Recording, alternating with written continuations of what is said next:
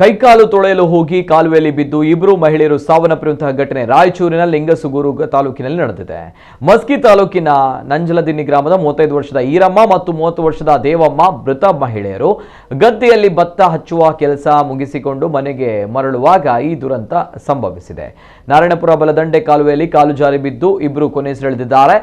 ಇನ್ನು ಪೊಲೀಸರು ಹಾಗೂ ಅಗ್ನಿಶಾಮಕ ದಳದ ಸಿಬ್ಬಂದಿ ಸ್ಥಳಕ್ಕಾಗಮಿಸಿ ಶೋಧ ಕಾರ್ಯ ನಡೆಸಿ ಮಹಿಳೆಯರ ಶವ ಮೇಲೆತ್ತಿದ್ದಾರೆ.